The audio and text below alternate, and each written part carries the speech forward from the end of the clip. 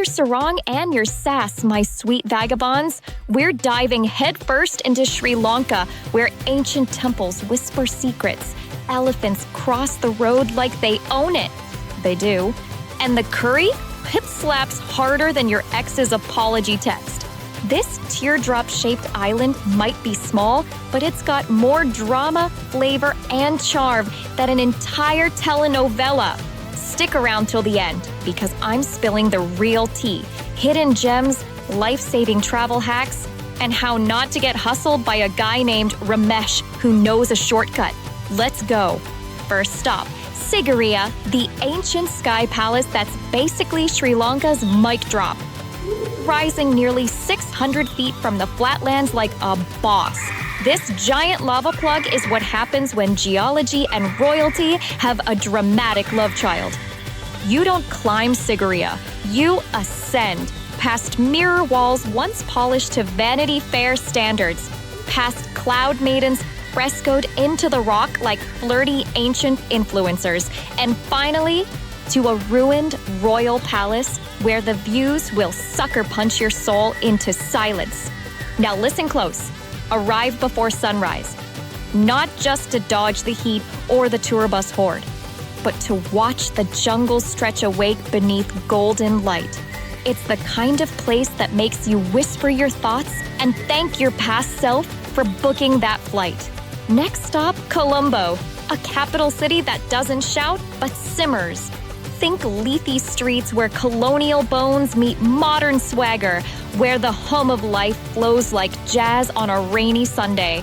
Start at the Barefoot Garden Cafe, equal parts espresso haven, artisan gallery, and quiet revolution.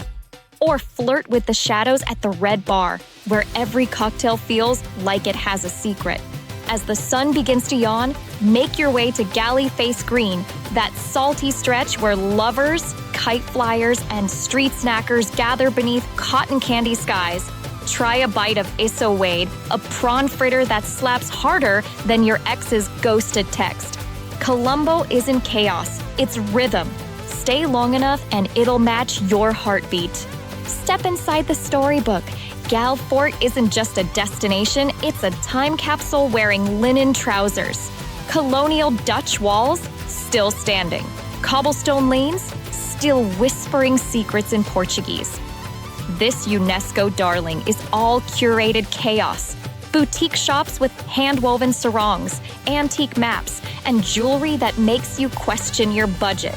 Every corner smells like cinnamon and possibility.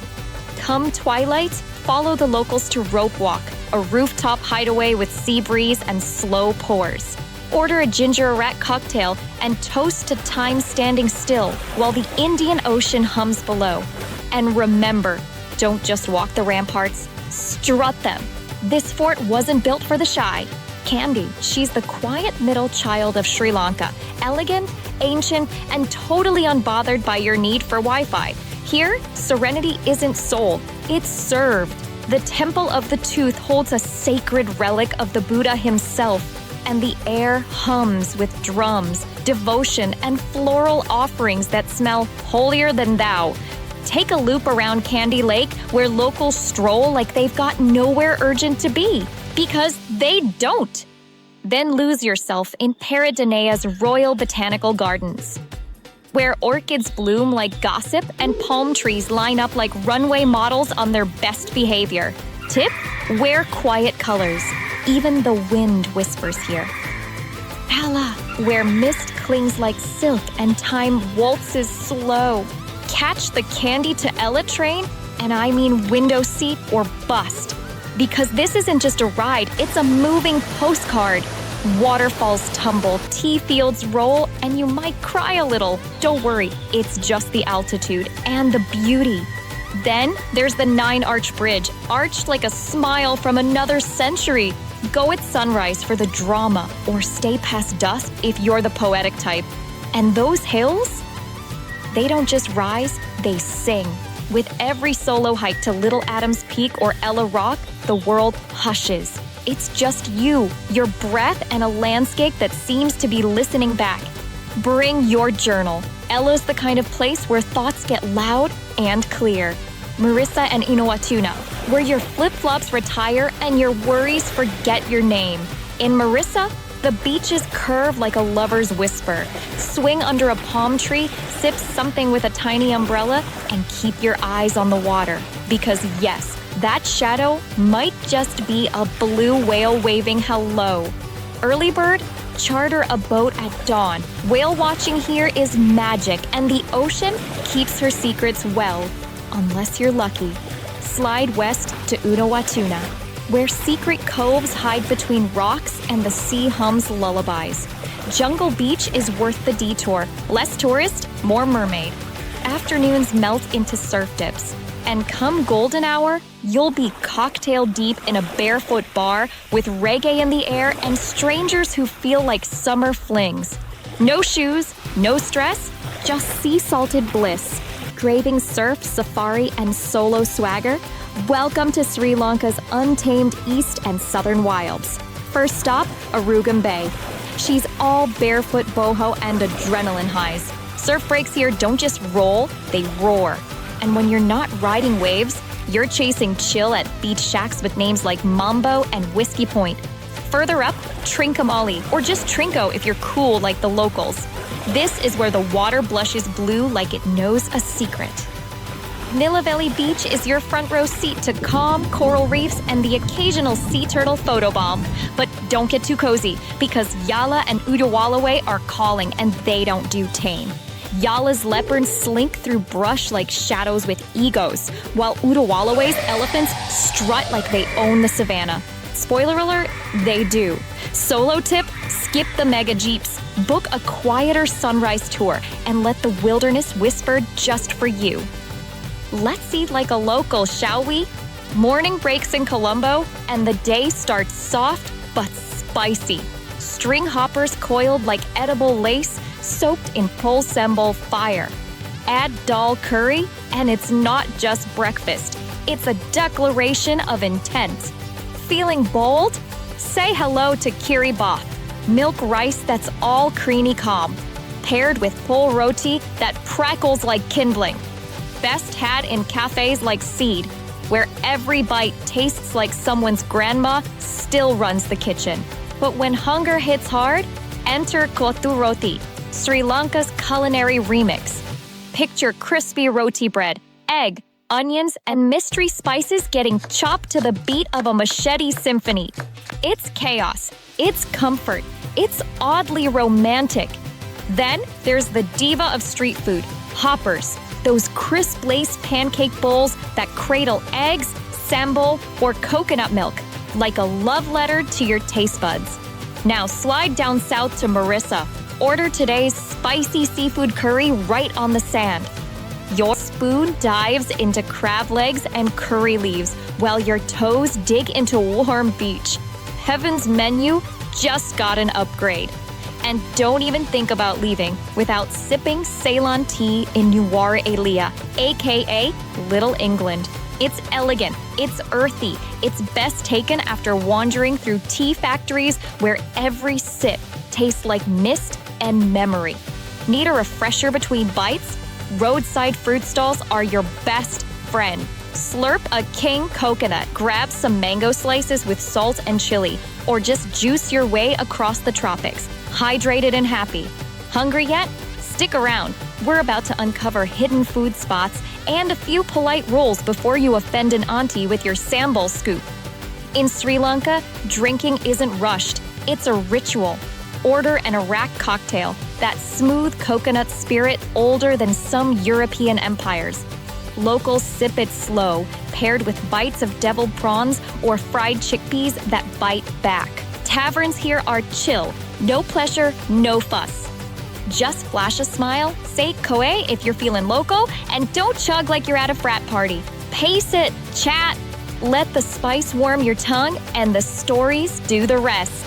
All right, Wanderer, let's talk travel truce, because paradise still has potholes. First up, tuk-tuk tricksters. That charming uncle may just detour you into a gen shop you didn't ask for. Fix your fare up front, or better yet, use PickMe, Sri Lanka's ride-share knight in pixelated armor. Night travel? Not the vibe. Skip the midnight bus thrillers. Solo riders, especially ladies, opt for daytime routes or private transfers. Sit near other women or families if you must ride. That budget hotel in Sigiriya with a view of Lion Rock? If your gut whispers nope, trust it. Read the reviews and check more than just stars. About those epic train shots? Stay inside. Leading out for the gram got someone hospitalized. No photos worth that plot twist. Mosquitoes carry drama too. Chikungunya isn't a tropical cocktail. Pack repellent. Cover up at dawn and dusk. Oh, and modesty? It's not about repression, it's about respect. Shoulders and thighs don't need to lead the parade. Blend in, not blaze out. Safety's not sexy, but it sure keeps your passport unstamped by disaster. Let's drift beyond the guidebooks now, shall we? First up, Arugam Bay and Trincomalee, where the East Coast whispers instead of roars. Think pastel cottages, barefoot cafes, and sunrises that feel like secret love letters written just for you. The waves, they don't crash, they flirt. And if you're solo, you're not alone. You're just untethered. Feeling crafty? Head west to Ambalangoda, where ancient Sri Lankan mask makers still carve folklore into wood. Each face tells a tale of demons, dancers, and dreams. It's not just art, it's soul therapy. Sign up for a workshop, and you might just carve out a new version of yourself. Just outside Unawatuna, there's a trail that the internet forgot. It winds past stray temples, cliff-top shrines, and finally, boom, secret beaches where coral reefs glint like dragon scales and months might just pass you in silence. No vendors, no noise. Just you, the tide, and a coconut with your name on it. Feeling the altitude call your name? The Nuwara Eliya Highlands are where mist wraps you like a scarf and every road bends into nostalgia. Stroll through hillside tea estates, Victorian gardens, and colonial-era cottages with names like Rosewood Haven and Fernhill Manor. It's Sri Lanka's Little England, if England ever learned to slow dance with the clouds. Now, for true soul-stilling moments, Yala National Park. Skip the crowds, go at sunrise, and if you're lucky, a leopard will lock eyes with you from the brush. That's not a metaphor. That's Tuesday in Sri Lanka. And for the quietest quiet of all, Dambulla's cave temples. Hundreds of golden Buddhas carved into stone. It smells like incense and echoes like prayer. You'll feel it in your chest. Peace, actual peace. Sri Lanka isn't just a destination, it's a feeling. A patchwork of jungle whispers, mountain breezes, and flavors older than memory. As a solo soul, walk gently here, but never quietly. Taste what's spicy, climb what's sacred, let the rain teach you something. If this little island stirred your spirit, smash that like button, hit subscribe, and tell me in the comments which corner of Sri Lanka stole your heart. And next week, we trade spice and surf for hygge and heritage. Yep, we're off to Denmark, where fairy tales wear modern shoes and cozy cafes are practically a religion. So until then, travel solo, travel soulful, travel truthfully. Namiro out.